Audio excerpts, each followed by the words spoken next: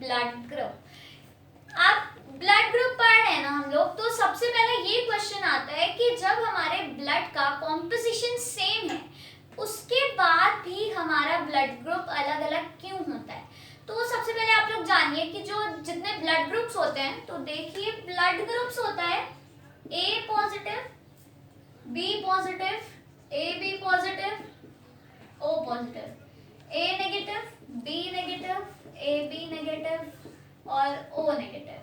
ये हमारे blood groups होते हैं। तो एक चीज जानिए कि सबसे पहले ब्लड ग्रुप कैसे निकाला था, तो उससे पहले जानते हैं कि इस ब्लड ग्रुप्स को एक्सप्लेन किसने किया था।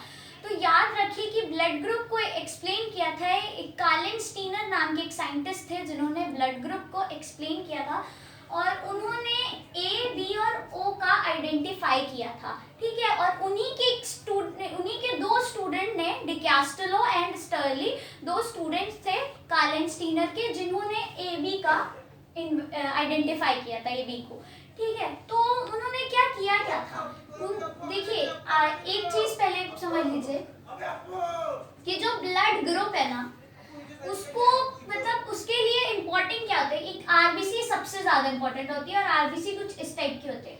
उसके ऊपर उसके सरफेस पे कुछ ऐसे करके निकला होता है, छोटे छोटे रहते हैं, मैंने बहुत बड़े बड़े बनाए हैं। तो ये जो होता है ना, ये एंटीजन होता है। अगर किसी के आरबीसी पे एंटीजन ए है, अगर किसी के आरबीसी पे एंटीजन ए है, तो उसका जो ब्लड ग्रुप रहेगा वो ए रहेगा। अगर किसी के एंटीजन पे एंटीजन बी है, आरबीसी पे एंटीजन बी है, तो उसका ब्लड ग्रुप बी रहेगा। अगर ए और बी दोनों एंटीजन पाया जा रहा है, तो उसका ब्लड ग्रुप ए बी दोनों रहेगा। और अगर उसकी आरबीसी पे ना ए पाया जा रहा है ना बी पाया जा रहा है, कुछ नहीं पाया जा रहा है, तो वो रहेगा ब्लड ग्रुप ओ, ठीक है, वो ब्लड ग्रुप ओ रहेगा। तो ये दो चीजों के बेसिस पे निकाला जाता है कि एक होता है एंटीजन और दूसरा होता है एंटीबॉडीज, ठीक है। अगर किसी के एंटीजन पे ए है, तो मैंने बताया कि अगर ए है एंटीजन तो ब्लड ग्रुप ए रहेगा, बी है तो बी ब्लड ग्रुप बी रहेगा, ए भी पाया जा रहा है और बी भी पाया जा रहा है तो ब्लड ग्रुप ए भी रहेगा, कुछ नहीं पाया जा रहा है, जीरो पाया जा रहा है, तो ब्लड ग्रुप ओ रहेगा। और एंटीबॉडीज कैसे रहेगा, जैसे किसी के ऊपर एंटीजन ए है किसी के आरबीसी पे, तो उसका एंटीबॉडीज उसका उल्टा हो जाएगा, एंटी बी हो जाएगा, और ये एंटी ए हो जाएगा उल्टा। और ये जो एंटी ए, ये ए बी जो है, ए बी ब्लड ग्रुप जो है इसमें, और एंटीजन तो ए और बी दोनों पाया जा रहा है, बट इसमें एंटीबॉडीज जीरो रहता है, निल, ठीक है। और ये जो ओ है, इसके अंदर जो रहता है ना ये एंटीबॉडीज, ये ओ के अंदर एंटीबॉडीज, एंटी ए भी रहता है और एंटी बी भी रहता है, दोनों रहता है, ठीक है। अब एक चीज जान लीजिए कि अगर इसको ए को किसी से ब्लड लेना है, तो याद रखिए अगर ए को ब्लड लेना है ना, तो सिर्फ और सिर्फ ए से ले सकता है और ओ से ले सकता है। बी को ब्लड लेना है तो बी से ले सकता है, ओ से ले सकता है। ए बी को लेना है तो ए बी ना यूनिवर्सल एक्सेप्टर होता है, ए बी यूनिवर्सल एक्सेप्टर होता है, वो ए से भी ले सकता है, बी से भी ले सकता है, ओ से भी ले सकता है और ए बी से भी ले सकता है।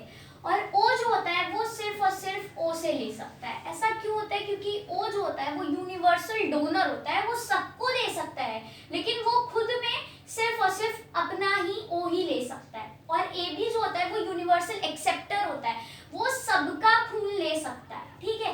अब अगर किसी के अंदर ए है, कोई किसी का ब्लड ग्रुप ए है और उसमें बी चला गया, बी ब्लड ग्रुप चला गया, तो क्या करते हैं ना, वो क्लॉटिंग बना लेती है।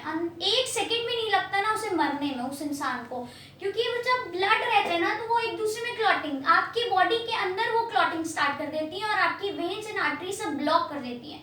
तो उसको जब खून अगर ए ब्लड ग्रुप ए के अंदर बी जा रहा है, तो तुरंत ही एक सेकंड भी नहीं लगेगा उसको मरने में, ठीक है। वैसे ही अगर इतना है, जैसे बी है तो उसमें ए नहीं जा सकता, मर जाएगा इंसान, ठीक है। ऐसे ही ए बी है तो ए बी तो यूनिवर्सल एक्सेप्टर है, और जो ओ है वो यूनिवर्सल डोनर है।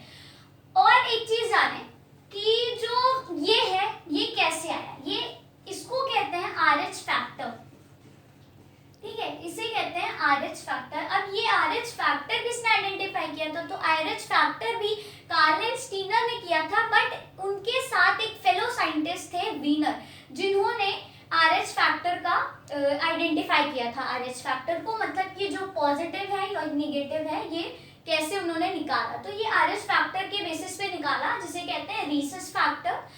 तो उन्होंने क्या किया था ना, उन्होंने एक बंदर के ऊपर ये RH फैक्टर देखा था। बंदर का नाम था रीसस मकाका, जिसके अंदर उन्होंने ये RH फैक्टर देखा था और उन्होंने ये बताया था कि जब किसी के बॉडी के अंदर RH फैक्टर है तो वो पॉजिटिव रहेगा, और किसी के बॉडी के अंदर RH फैक्टर नहीं है तो वो नेगेटिव रहेगा। ठीक है, ऐसा कुछ नहीं है कि किसी के अंदर RH फैक्टर नहीं है तो वो उसके अंदर कुछ प्रॉब्लम हो जाएगी या नॉर्मल नहीं रहेगा, ऐसा कुछ नहीं है। ठीक है, उसमें भी आप जीवित रह सकते हैं। ये बस ऐसे ही होता है कि मतलब RH फैक्टर किसी के अंदर होता है और किसी के अंदर नहीं होता है, तो इसलिए देखा गया था। तो इसी के बेसिस पे ना ये नेगेटिव और पॉजिटिव का देखा जाता है, ये पॉजिटिव है या ये नेगेटिव है या जो भी हो। ठीक है, ये इसी के बेसिस पे देखा जाता था। अब आप लोग एक चीज और जाने कि कॉन्टिनेंट के हिसाब से होता है। जो हमारा कॉन्टिनेंट है एशिया, उसके अंदर ना 84% लोग पॉजिटिव पाए जाते हैं, पॉजिटिव जिनके अंदर RH फैक्टर है, और 16% नेगेटिव पाए जाते हैं जिनके अंदर RH फैक्टर नहीं है। अब एक चीज जाने कि जो हमारे एशिया में है वो A पॉजिटिव ज्यादातर माने जाते, A पॉजिटिव है, फिर B पॉजिटिव है, फिर O पॉजिटिव है।